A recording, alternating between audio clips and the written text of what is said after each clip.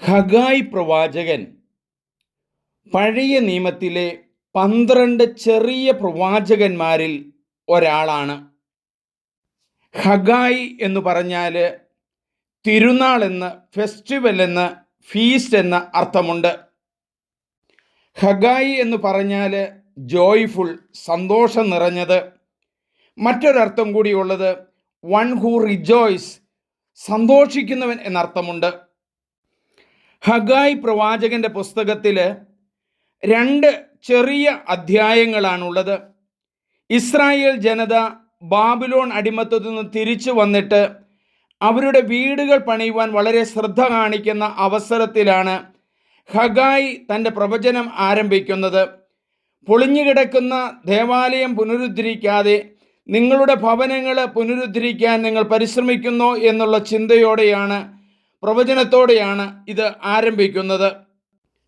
BC 6-ാം നൂറ്റാണ്ടിലാണ് ഹഗായി തൻ്റെ പ്രവചനങ്ങൾ ആരംഭിക്കുന്നത്.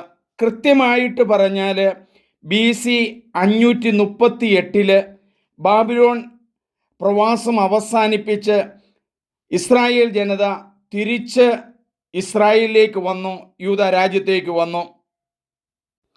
നമുക്ക് ഈ അവസരത്തിൽ ഹഗായി പ്രവാചകന്റെ പുസ്തകം 1-ാം അധ്യായം 1 മുതലുള്ള വചനങ്ങൾ വായിച്ചു കേൾക്കാം. ഹഗായി പ്രവാചകന്റെ പുസ്തകം എന്നുള്ള വായന 1-ാം അധ്യായം 1 മുതൽ 15 വരെയുള്ള വചനങ്ങൾ. ദേവാലയ നിർമ്മാണത്തിന് ആഹ്വാനം. ദാരിയുസ് രാജാവിൻ്റെ 2-ാം ഭരണവർഷം 6-ാം മാസം 1-ാം ദിവസം യൂദായുടെ ദേശാധിപതിയായ ഷെയാൽത്തിയേലിൻ്റെ മകൻ സെറുബാബേലിനും യാഹോസദാക്കിൻ്റെ മകനും പ്രധാന പുരോഹിതനുമായ ജോഷുവായ്ക്കും ഹഗായി പ്രവാചകൻ വഴി ലഭിച്ച കർത്താവിൻ്റെ അരുളപ്പാട്. സൈന്യങ്ങളുടെ കർത്താവ് അരുളി ചെയ്യുന്നു, കർത്താവിൻ്റെ ആലയം പുനരുദ്ധരിക്കുന്നതിന് സമയമായിട്ടില്ല എന്ന് ഈ ജനം പറയുന്നു. അപ്പോൾ ഹഗായി പ്രവാചകൻ വഴി കർത്താവ് അരുളി ചെയ്തു, ഈ ദേവാലയം തകർന്നു കിടക്കുന്ന ഈ സമയം നിങ്ങൾക്ക് മച്ചിട്ട ഭവനങ്ങളിൽ വസിക്കാനുള്ളതാണോ? അതുകൊണ്ട് സൈന്യങ്ങളുടെ കർത്താവ് അരുളി ചെയ്യുന്നു, നിങ്ങളുടെ സ്ഥിതിയെപ്പറ്റി ചിന്തിക്കുവിൻ. നിങ്ങൾ ഏറെ വിതച്ചു, കുറച്ചു മാത്രം കൊയ്തു. നിങ്ങൾ ഭക്ഷിക്കുന്നു, ഒരിക്കലും തൃപ്തരാകുന്നില്ല. നിങ്ങൾ പാനം ചെയ്യുന്നു, തൃപ്തി വരുന്നില്ല. നിങ്ങൾ വസ്ത്രം ധരിക്കുന്നു, ആർക്കും കുളിർ മാറുന്നില്ല. കൂലി ലഭിക്കുന്നവന് അത് ലഭിക്കുന്നത് ഓട്ടസഞ്ചിയിൽ ഇടാൻ മാത്രം. സൈന്യങ്ങളുടെ കർത്താവ് അരുളി ചെയ്യുന്നു, നിങ്ങളുടെ ഈ സ്ഥിതിയെപ്പറ്റി ചിന്തിക്കുവിൻ. നിങ്ങൾ മലയിൽ ചെന്ന് തടി കൊണ്ടുവന്ന് ആലയം പണിയുവിൻ. ഞാൻ അതിൽ സംപ്രീതനാകും, മഹത്വത്തോടെ ഞാൻ അതിൽ പ്രത്യക്ഷനാകും. കർത്താവ് അരുളി ചെയ്യുന്നു, നിങ്ങൾ ഏറെ തേടി, ലഭിച്ചതോ അല്പം മാത്രം. നിങ്ങൾ അത് വീട്ടിലേക്ക് കൊണ്ടുവന്നു, ഞാനത് ഊതിപ്പറത്തി. എന്തുകൊണ്ട്? സൈന്യങ്ങളുടെ കർത്താവ് ചോദിക്കുന്നു, നിങ്ങൾ ഓരോരുത്തരും തൻ്റെ ഭവനത്തെ പ്രതി വ്യഗ്രത കാട്ടുമ്പോൾ എൻ്റെ ആലയം തകർന്നു കിടക്കുന്നത് കൊണ്ട് തന്നെ. അതുകൊണ്ട് ആകാശം നിങ്ങൾക്കു വേണ്ടി മഞ്ഞു പെയ്യിക്കുന്നില്ല, ഭൂമി വിളവ് നൽകുന്നുമില്ല.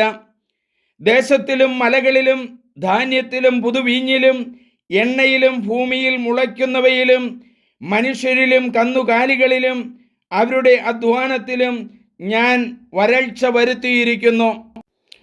അപ്പോൾ ഷെയാൽത്തേലിൻ്റെ മകൻ സെറുബാബേലും യാഹോസദാക്കിൻ്റെ പുത്രനും പ്രധാന പുരോഹിതനുമായ ജോഷുവായും ജനത്തിൽ അവശേഷിച്ചവരും തങ്ങളുടെ ദൈവമായ കർത്താവിൻ്റെ വാക്കുകൾ അനുസരിക്കുകയും തങ്ങളുടെ ദൈവമായ കർത്താവ് അയച്ച പ്രവാചകനായ ഹഗായിയുടെ വാക്കുകൾ സ്വീകരിക്കുകയും ചെയ്തു. ജനം കർത്താവിനെ ഭയപ്പെട്ടു. അപ്പോൾ കർത്താവിൻ്റെ ദൂതനായ ഹഗായി കർത്താവിൻ്റെ സന്ദേശം ജനത്തെ അറിയിച്ചു. കർത്താവ് അരുളി ചെയ്യുന്നു, ഞാൻ നിങ്ങളുടെ കൂടെയുണ്ട്.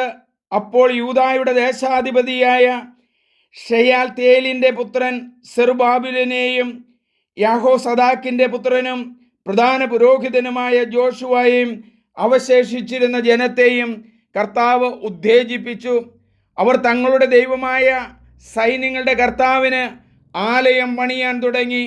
ഇത് 6-ാം മാസം 24-ാം ദിവസമാണ്. ഹഗായി പ്രവാചകനിൽ നിന്നാണ് വായിച്ചു കേട്ടത്.